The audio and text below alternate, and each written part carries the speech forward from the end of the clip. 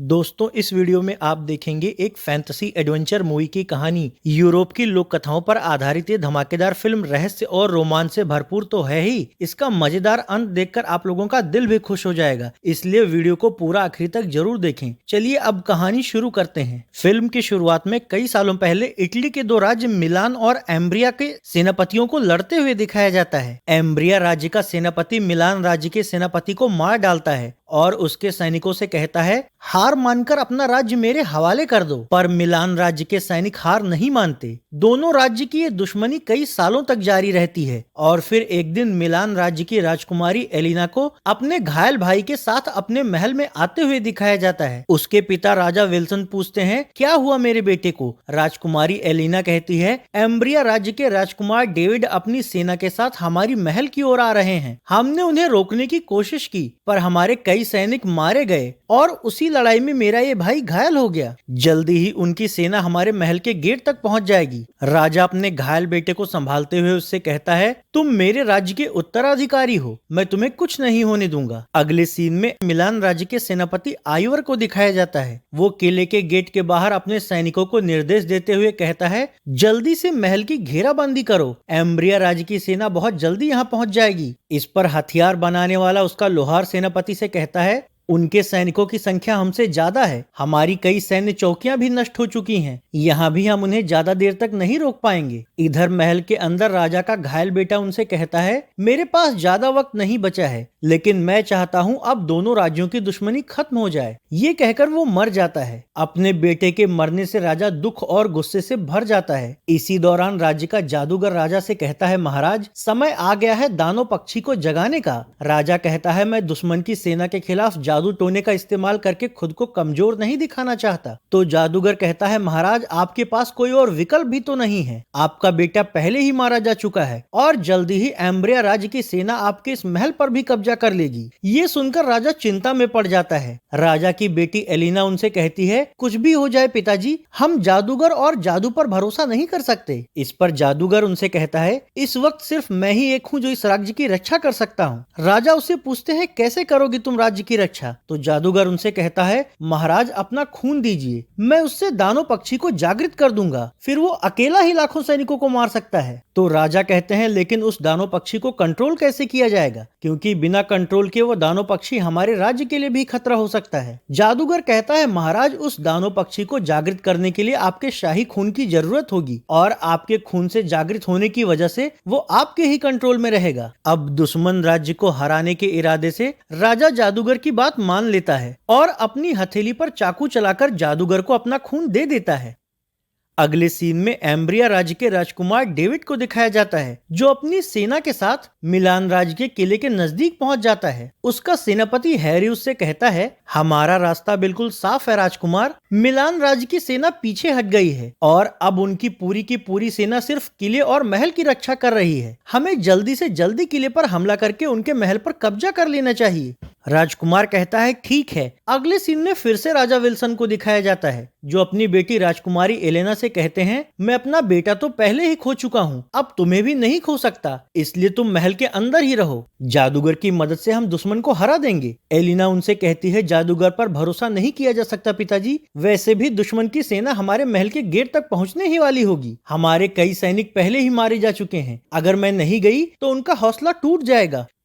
अगले सीन में जादूगर को दिखाया जाता है, जो महल के ऊपरी मंजिल में बने अपने कमरे में जाता है और अपनी दोनों सेविकाओं से कहता है, मैं बहुत दिनों से इस पल का इंतजार कर रहा था कि कब राजा अपनी मर्जी से खून दे और मैं दानव पक्षी को जागृत करके खुद राजा बन सकूं। सेविकाएं पूछती हैं, पर राजा के खून से जागृत होने से पक्षी राजा के कंट्रोल में रहेगा। जादूगर कहता है, ऐसा नहीं होगा, मेरे पास एक तरकीब है। ये कहकर वो खिड़की के पास जाता है। खिड़की के बाहर पत्थर बन चुके विशाल दानव पक्षी की मूर्ति होती है। वो उसे देखता है और राजा का खून पी लेता है। फिर वो एक मंत्र पढ़कर अपनी हथेली से खून निकालकर पक्षी की मूर्ति पर छिड़कते हुए उसे जागृत करने का मंत्र पढ़ने लगता है। इससे पत्थर बन चुका वो दानव पक्षी जाग जाता है। अब जादूगर उसे आदेश देता है कि जाओ और किले के बाहर दुश्मन सेना पर हमला करके उसे तहस नहस कर दो। इधर डेविड के सैनिक मिलान राज्य के किले में दाखिल होने के लिए किले का गेट तोड़ने की कोशिश कर रहे होते हैं, जबकि मिलान राज्य का सेनापति अपने सैनिकों के साथ मिलकर फाटक खुलने से बचाने की पूरी कोशिश कर रहा होता है। इसी द्वंद्व के बीच दानव पक्षी डेविड के सैनिकों पर हमला करना शुरू कर देता है। ये देखकर सैनिक घबरा जाते हैं और उनमें भगदड़ मच जाती है। खतरा देखकर डेविड अपने सैनिकों से वापस लौटने को कहता है तो उसके सैनिक पीछे हटने लगते हैं, लेकिन वो दानव पक्षी सैनिकों पर हमला जारी रखते हुए उन्हें बुरी तरह चीर फाड़ रहा होता है। पक्षी का ध्यान बटाने और सैनिकों को बचाने के लिए सेनापति और राजकुमार डेविड तलवार लेकर पक्षी से भिड़ने की कोशिश करते हैं, पर पक्षी पंजा मारकर डेविड को गिरा देता है। ये देखकर सेनापति तलवार लेकर पक्षी पर हमला करने लगता है तो पक्षी उसे भी पंजा मारकर नीचे गिरा देता है, लेकिन इस दौरान डेविड फिर से उठ खड़ा होता है और पक्षी के सीने में तलवार घुसा देता है। तलवार के घाव से पक्षी तड़पता हुआ वहां से उड़ जाता है।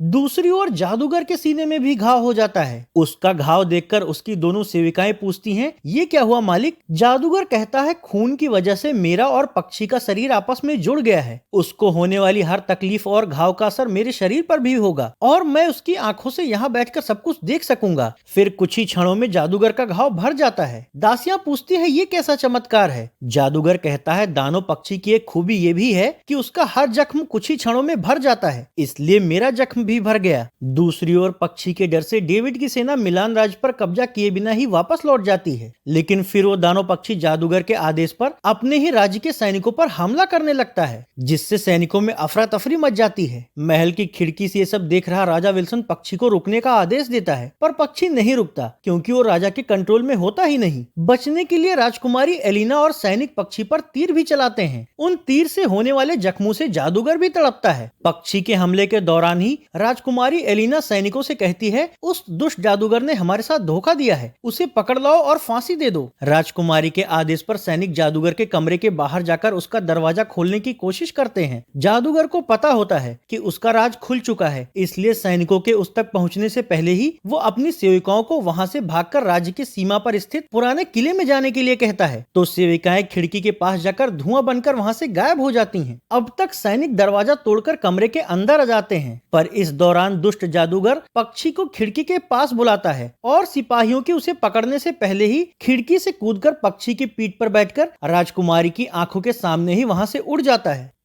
दूसरी ओर राजकुमार डेविड को दिखाया जाता है। वो अपने महल में वापस लौटकर अपने पिता राजा मैक्स से कहता है, हमारी सेना मिलान के किले पर कब्जा ही करने वाली थी, लेकिन तभी अचानक से दानव पक्षी ने हमारी सेना पर हमला कर दिया। इस पर वहां खड़ी उसकी माँ कहती है, वो दानव पक्षी कई सालों से श्राप की वजह से मूर्ति बन गया था। जरूर शाही खून के इस्तेमाल से उसे किसी ने जागृत किया है और जिसके भी खून से वो पक्षी जागृत हुआ होगा वो ही उसे कंट्रोल कर रहा है। डेविड कहता है, तो अब हमें क्या करना चाहिए? उसकी माँ कहती है, मैं भी जादूगरों के खानदान से हूँ और मेरी जानकारी के अनुसार दानव पक्षी के जागृत होने के बाद अगर आने वाले सूर्य ग्रहण तक उसे नहीं मारा जाए तो वो और उसके खून से जुड़ा इंसान हमेशा के लिए अमर हो जाएंगे। डेविड कहता है, हमने उसको तीर और भाले मारे पर वो नहीं मारा। तो उसकी माँ कहती है, उसे सिर्फ यूनिकॉर्न के सींग से बने भाले से ही मारा जा सकता है। कई सालों पहले जब एम्ब्रिया और मिलान राज्य का बंटवारा हुआ तब उस भाले को भी तोड़कर 2 भागों में बांट दिया गया। हमारे राज्य के हिस्से में भाले का जो टुकड़ा आया उसे मुर्दों की घाटी के प्राचीन मंदिर में छिपा दिया गया और मिलान राज्य के हिस्से में जो टुकड़ा आया उसे उन्होंने पुराने किले के तहखाने में छिपा दिया। ये सुनकर डेविड कहता है, 7 दिनों बाद अगला सूर्य ग्रहण है और बिना उस भाले के उस पक्षी को मारा नहीं जा सकता, फिर तो सब खत्म हो जाएगा। रानी कहती है, हाँ, इसीलिए 7 दिन के अंदर ही तुम्हें भाले के दोनों टुकड़े ढूंढकर उसे जोड़ना होगा और उसके इस्तेमाल से उस दानव पक्षी का अंत करना होगा। समय कम होता है, इसलिए डेविड अपने सेनापति और कुछ सैनिकों के साथ इस अभियान पर जाने की तैयारी करने लगता है। निकलने से पहले उसकी माँ उससे कहती है, ये सफर खतरों से भरा है। फिर वो उसे सुनहरी तुलसी के रस से भरी एक शीशी देती है। डेविड पूछता है, ये किस काम आएगा? तो उसकी माँ कहती है, इसका रस लगाने से तुम अंधेरे में भी देख सकोगे। आखिरकार थोड़ी देर बाद डेविड सेनापति और कुछ सैनिकों के साथ घोड़े पर सवार होकर इस अभियान पर जाने के लिए निकल पड़ता है। चलते चलते ये लोग एक जंगल में पहुंच जाते हैं। वहां से और आगे बढ़ने पर डेविड सेनापति से कहता है इसी जगह पर गृह युद्ध हुआ था और दोनों राज्य विभाजित हो गए थे। इसमें हजारों सैनिक मारे गए। तब से ये क्षेत्र शापित हो गया है क्योंकि यहाँ कई सैनिकों की अतृप्त आत्माएं घूमती रहती हैं। अगले सीन में राजकुमारी एलिना को दिखाया जाता है जो अपने पिता से कहती है जादूगर यहाँ से भाग गया है और डेविड के कई सैनिक मारे गए हैं जिससे वो पीछे हट गया। यही मौका है, मैं सेना लेकर एम्ब्रिया के राज्य पर हमला करने जा रही हूँ। राजा कहता है पर इस वक्त जादूगर और दानव पक्षी हमारे लिए सबसे बड़ा खतरा है। राजकुमारी कहती है हम उनको भी ठिकाने लगाने की पूरी कोशिश करेंगे। ये कहकर वो घोड़े पर सवार होकर अपने सेनापति और सैनिकों के साथ वहां से निकल पड़ती है। इधर डेविड और उसके लोग जंगल के छोर पर पहुंच जाते हैं। अब तक दिन भी ढल चुका होता है। रात होते होते ये लोग मुर्दों की घाटी की सीमा तक पहुंच जाते हैं। वहां सैनिकों की भटकती आत्माएं उन पर हमला करने की कोशिश करती हैं और उनका रास्ता भी रोकती हैं। खतरा देखकर डेविड और सेनापति मसाल जला देते हैं जिससे वो आत्माएं उनसे दूर हो जाती हैं। डेविड सेनापति से कहता है आग होने की वजह से ये आत्माएं हमसे दूर रहेंगी। फिर थक जाने की वजह से ये लोग वहीं एक जगह आग जलाकर आराम करने लगते हैं। पुराने किले में अपना अड्डा बना चुके जादूगर को भी इस बात की खबर लग जाती है, इसलिए वो पक्षी को उन लोगों को मारने भेजता है। जंगल के ऊपर उड़ते वक्त जब पक्षी की नजर उन आराम कर रहे लोगों पर पड़ती है तो वो उन लोगों पर हमला करके एक एक सैनिक को मारने लगता है। बचने के लिए डेविड और सेनापति उस पर तीर चलाने लगते हैं लेकिन पक्षी पंजा मारकर डेविड को नीचे गिरा देता है। लेकिन इस दौरान सेनापति एक रस्सी पक्षी के पंजे में फंसाकर उस रस्सी को पेड़ से लपेट देता है। अब पक्षी पूरी ताकत लगाकर उस रस्सी को खींचने लगता है जिससे कि सेनापति को रस्सी के दूसरे सिरे को पकड़े रहने में काफी मुश्किल हो रही होती है। लेकिन तभी एलिना अपने सैनिकों के साथ वहां पहुंच जाती है। पक्षी को रस्सी में फंसा हुआ देखकर वो और उसके सैनिक तीरों से उस पर हमला करने लगते हैं, जबकि एलिना का हथियार बनाने वाला लुहार पक्षी पर बारूदी गोले फेंकता है जिससे कि पक्षी विचलित होकर वहां से भाग जाता है। उसके जाते ही एलिना और उसके सैनिक डेविड और उसके बचे कुचे सैनिकों को घेर लेते हैं। एलिना डेविड से कहती है मैं तुम्हारे ही शिकार पर निकली थी पर दानव पक्षी दिख गया तो उससे निपटने लगी। डेविड कहता है ठीक है मार डालो मुझे, तो एलिना कहती है अभी नहीं। इसके बाद एलिना के कहने पर उसके सैनिक डेविड और उसके लोगों को बंदी बना लेते हैं। अगले दिन पुराने किले की छत पर जादूगर और उसकी दो सेवकाओं को दिखाया जाता है। वो उनसे कहता है इस दानव पक्षी के जरिए जल्दी ही मैं दोनों राज्यों पर कब्जा करके राजा बन जाऊंगा। दूसरी तरफ जंगल के एक सैन्य तंबू में एलिना पक्षी के हमले से घायल डेविड के जख्मों पर मरहम लगा रही होती है। डेविड उससे कहता है मुझे मारने के बजाय मेरे घाव पर मरहम क्यों लगा रही हो। एलिना कहती है मार तो मैं तुम्हें कभी भी सकती हूँ, पहले मुझे ये जानना है कि तुम लोग मुर्दों की घाटी की ओर क्यों जा रहे थे। डेविड कहता है क्योंकि दानव पक्षी को सिर्फ यूनिकॉर्न के सींग से बने भाले से ही मारा जा सकता है और कई सालों पहले भाले का एक टुकड़ा मुर्दों की घाटी के प्राचीन मंदिर में छिपा दिया गया था। एलिना कहती है मैंने भी इस बारे में सुना है पर ये सच है या नहीं ये बात कोई नहीं जानता। डेविड कहता है ये सच है, आज से 7वें दिन सूर्य ग्रहण है। अगर उससे पहले भाले के दोनों टुकड़े खोजकर पक्षी को उससे नहीं मारा गया तो वो और उसका मालिक हमेशा के लिए अमर हो जाएंगे। राजकुमारी कहती है उसका मालिक तो जादूगर है, अगर ऐसा हुआ तो बहुत गड़बड़ हो जाएगी, इसलिए मैं भी इस काम में तुम्हारे साथ चलूंगी। ये कहकर वो तंबू से बाहर आती है और अपने सेनापति और सैनिकों से ये सारी बातें बताती है। एलिना का सेनापति एलिना को दुश्मन का साथ देने से मना करता है तो एलिना उससे कहती है वो पक्षी और जादूगर हमारे राज्य के लिए भी खतरा है, इसलिए कुछ वक्त के लिए हमें दुश्मनी भुलाकर भाला हासिल करना ही होगा। अगले सीन में घोड़े पर सवार राजा विल्सन के एक दूत को दिखाया जाता है। वो कोई अहम जानकारी लेकर जंगल के रास्ते अपने राजा के पास जा रहा होता है पर तभी जादूगर उसके सामने प्रकट होकर पहले तो उसे अपने जादू से नीचे गिराकर तड़पाता है और फिर उसके बाल पकड़कर उसके दिमाग से सारी जानकारी निकाल लेता है, जिससे उसे पता चल जाता है कि डेविड भाले की तलाश में इसलिए निकला है ताकि पक्षी को मार सके। ये जानकारी मिलने के बाद जादूगर उस दूत को जादू से मरोड़कर मार डालता है और उसके सीने पर राजा विल्सन के लिए एक ऐसा संदेश लिखता है जिससे कि मिलान और एम्ब्रिया राज्य की दुश्मनी बढ़ जाए।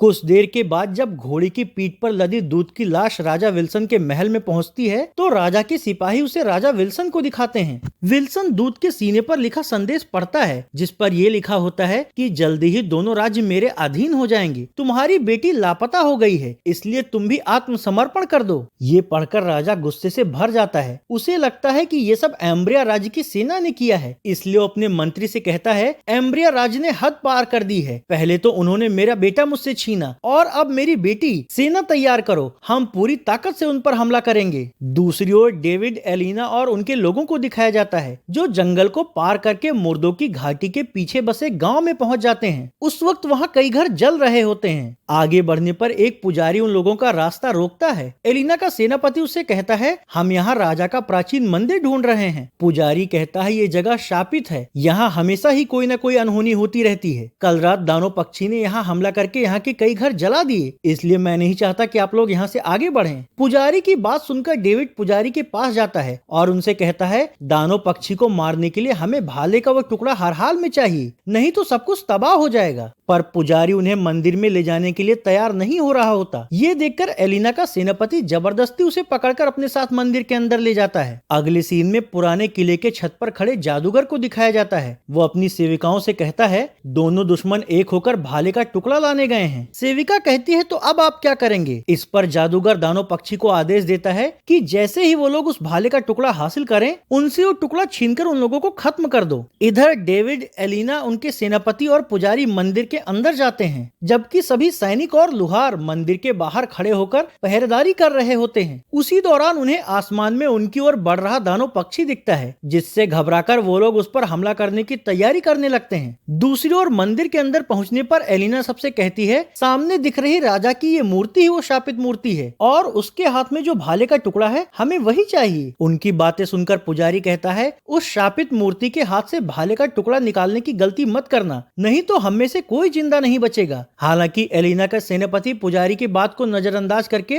मूर्ति के हाथ से भाले का टुकड़ा निकाल लेता है। उसके ऐसा करते ही मूर्ति की आंखें खुल जाती हैं और राजा की वो मूर्ति अपने दूसरे हाथ में पकड़े हुए तलवार से सेनापति पर जोरदार हमला करने लगती है। बचने के लिए सेनापति भी उससे तलवार लड़ाने लगता है, जबकि मंदिर के बाहर खड़े सैनिक उन पर हमला कर रहे दानव पक्षी पर तीर चलाने लगते हैं, पर वो पक्षी उन्हें मारने के लिए उनके और करीब आ रहा होता है। ये देखकर लुहार उस पर बारूदी गोले फेंकने लगता है, जिससे कि उसकी चारों ओर आग लग जाती है। इधर मंदिर के अंदर सेनापति जब मूर्ति से लड़ते लड़ते हारने लगता है, तो डेविड खुद तलवार उठाकर मूर्ति से लड़ना शुरू कर देता है, पर वो पत्थर की मूर्ति उन सब पर भारी पड़ रही होती है और कुछ ही देर में वो डेविड को भी पस्त कर नीचे गिरा देती है। तो अब डेविड को बचाने के लिए एलिना उससे तलवार लड़ाने लगती है। वहीं बाहर जैसे ही बारूद की आग कम होती है, पक्षी सैनिकों पर हमला करने के लिए फिर से उनकी ओर बढ़ता है। इससे घबराकर वो लोग तितर बितर होने लगते हैं। अब जादूगर के आदेश पर भाले का टुकड़ा लाने के लिए पक्षी मंदिर का दरवाजा खोलकर उसके अंदर घुसने की कोशिश करने लगता है। ये देखकर डेविड पुजारी से कहता है, हम लोग मूर्ति और पक्षी को रोकने की कोशिश कर रहे हैं, तब तक तुम बाहर निकलने का पीछे का रास्ता खोजो। डेविड की बात मानकर पुजारी पीछे जाने का रास्ता खोजने लगता है, जबकि डेविड और एलिना मूर्ति से लड़कर उसे रोकने की कोशिश कर रहे होते हैं। आखिरकार सेनापति और पुजारी को पीछे का दरवाजा दिख जाता है, तो सेनापति उस दरवाजे को तोड़ता है और उसके जरिए सभी लोग मंदिर से बाहर निकल जाते हैं। उन सैनिकों को वहां से बाहर निकलता देखकर पक्षी उन्हें मारने के लिए उनकी ओर बढ़ता है, लेकिन उस वक्त वो पक्षी बारूद वाली गाड़ी के पास ही होता है। इसलिए मौका देखकर लोहार बारूद वाली गाड़ी में आग लगा देता है, जिससे उसमें जोर का धमाका होता है। इससे पक्षी झुलसकर वहां से भाग जाता है। एलिना डेविड से कहती है, मैंने देखा मंदिर में तुमने मूर्ति से मेरी जान बचाई। डेविड कहता है, हाँ, क्योंकि मैं तुमसे प्यार करने लगा हूँ। एलिना कहती है, अच्छा, लेकिन पहले हमें भाले के दूसरे टुकड़े को ढूंढना होगा, शायद वो पुराने किले के तहखाने में कहीं है। तो अब ये सभी लोग यहाँ से आगे बढ़ते हैं।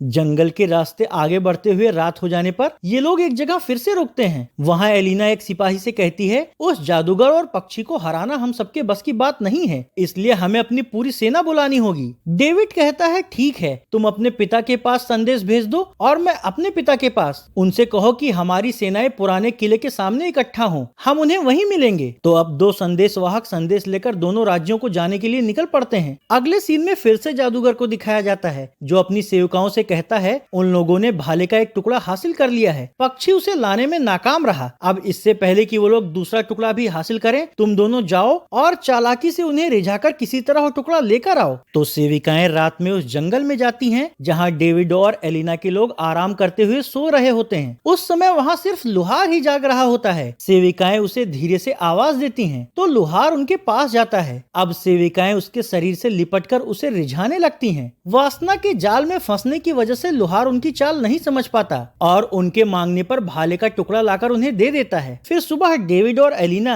तंबू के अंदर जब एक दूसरे से प्यार जता रहे होते हैं, तभी सेनापति उनके पास जाकर उनसे कहता है भाले का टुकड़ा और लोहार दोनों ही गायब हैं। ये सुनकर ये दोनों चौंक जाते हैं। एलिना सेनापति से कहती है यहाँ कुछ तो गड़बड़ है, सबको तैयार करो, हम अभी यहाँ से निकलेंगे। अगले सीन में डेविड के संदेश वाहक को दिखाया जाता है जो एम्ब्रिया राज्य के महल में जाकर डेविड के माँ बाप को उसका संदेश देते हुए कहता है एलिना और डेविड अब एक साथ हैं। वो लोग भाले का दूसरा टुकड़ा ढूंढने के लिए जल्दी ही पुराने किले तक पहुंच जाएंगे, पर जादूगर और पक्षी से निपटने के लिए उन्हें आपकी सेना की जरूरत पड़ेगी, इसलिए वो चाहते हैं आप लोग सेना लेकर वहीं पहुंचे। दूसरी तरफ सेविकाएं भाले का टुकड़ा ले जाकर जादूगर को दे देती हैं। इससे जादूगर बहुत खुश होता है और कहता है जल्दी ही सूर्य ग्रहण लगने वाला है, हमें उससे पहले उन्हें भाले के दोनों टुकड़ों को जोड़ने से रोकना होगा। अगले सीन में डेविड और उसके साथियों को दिखाया जाता है। जब वो लोग जंगल से निकलकर पुराने किले की ओर बढ़ रहे होते हैं, तभी पक्षी उन्हें मारने के लिए उनकी ओर बढ़ता है। बचने के लिए ये लोग किले के तहखाने वाले हिस्से के अंदर भागते हैं, पर इस दौरान उनके एक सिपाही को पक्षी पंजे में दबोचकर मार देता है। इससे एलिना दुखी हो जाती है। इस पर डेविड उसे समझाता है कि अभी हम चाहकर भी कुछ नहीं कर सकते, पहले हमें तहखाने के अंदर भाले का वो ब्लेड वाला टुकड़ा ढूंढना होगा। इसके बाद ये सभी लोग मशाल जलाकर तहखाने में आगे बढ़ते हैं। वो तहखाना एक भूल भुलैया की तरह होता है जिसमें ये लोग इधर से उधर भटक रहे होते हैं। वहीं अंदर के एक प्रवेश द्वार पर उन्हें अनहोनी का द्वार लिखा हुआ दिखता है। डेविड सबसे कहता है शायद इस रास्ते पर सबसे ज्यादा खतरे हैं, तो ब्लेड भी शायद इसी रास्ते पर होगा। एलिना कहती है लेकिन अगर वहाँ खतरा हुआ तो? डेविड कहता है हमारे पास खतरा उठाने के अलावा कोई और विकल्प भी तो नहीं है। आखिरकार ये सभी लोग उस सकरी सुरंग जैसी गली के अंदर जाते हैं। अगले सीन में आमने सामने खड़ी राजा मैक्स और राजा विल्सन की सेना दिखाई जाती है। राजा विल्सन राजा मैक्स से कहते हैं पहले तुमने मेरे बेटे को मारा, फिर तुमने मेरी बेटी को मारा और अब सेना लेकर हमारे राज्य पर कब्जा करने आ रहे हो। आज या तो तुम रहोगे या फिर मैं। उसकी बात सुनकर डेविड की माँ उसे अपने जादू से एलिना और डेविड के जिंदा होने का दृश्य दिखाती है। विल्सन उनसे कहता है ये सब क्या है? डेविड की माँ कहती है तुम्हारी बेटी और मेरा बेटा मिलकर पक्षी को मारने वाला भाला लाने गए हैं, क्योंकि अगर कल तक उसे नहीं मारा गया तो वो और जादूगर अमर हो जाएंगे, फिर न तो तुम्हारा राज्य सुरक्षित रहेगा और न ही मेरा। मामले की गंभीरता को समझकर राजा विल्सन राजा मैक्स से हाथ मिला लेते हैं। इधर पुराने महल के तहखाने में डेविड अपनी आंखों में सुनहरी तुलसी का रस लगा लेता है, जिससे उसे अंधेरे में भी दिखने लगता है। इस दौरान वहां लगे लोहे के एक सुरक्षा जाल से उन पर हमला भी होता है, लेकिन डेविड किसी तरह खुद को और अपने सेनापति को उससे बचा लेता है। डेविड के कहने पर एलिना और उसका सेनापति किले की छत पर जादूगर से भाले का पहला टुकड़ा छीनने जाते हैं, पर वो लोग जैसे ही भाले का पहला टुकड़ा उठाने की कोशिश करते हैं, जादूगर अपने जादू से उन्हें पटकने लगता है और फिर भाले का टुकड़ा उठाकर कहता है इसके बदले तुम लोगों को मौत मिलेगी। ये सुनकर सेनापति उस पर तलवार से हमला करने की कोशिश करता है, पर जादूगर उसके चेहरे पर जादुई पंजा मारकर उसे पटक देता है। तो अब जादूगर से मुकाबला करने के लिए राजकुमारी तलवार लेकर उसके सामने खड़ी हो जाती है और कहती है हमारी सेना यहाँ पहुँच चुकी है। ये जानकारी मिलते ही जादूगर पक्षी को सेनाओं पर हमला करने के लिए भेजता है। इधर डेविड और उसका सेनापति कई बाधाओं को पार करके एक ऐसी रहस्यमयी कमरे के द्वार पर पहुंच जाते हैं जहां एक अदृश्य जादुई दीवार होती है। सेनापति पूछता है हम इसे कैसे पार करें? तो डेविड सुनहरी तुलसी का रस उस दीवार पर फेंकता है, जिससे कि वो दीवार गायब हो जाती है और अंदर जाने पर उन्हें वहां रखा हुआ भाले का ब्लेड मिल जाता है। अगले सीन में किले के बाहर का दृश्य दिखाया जाता है जहाँ पक्षी सेनाओं पर हमला कर रहा होता है और दोनों राज्यों के सैनिक तीर चलाकर पक्षी को मारने की कोशिश कर रहे होते हैं। राजा मैक्स की पत्नी उनसे कहती है मुझे अपने जादू से अपने बेटे की मदद करने जाना ही होगा, नहीं तो वो हार जाएगा।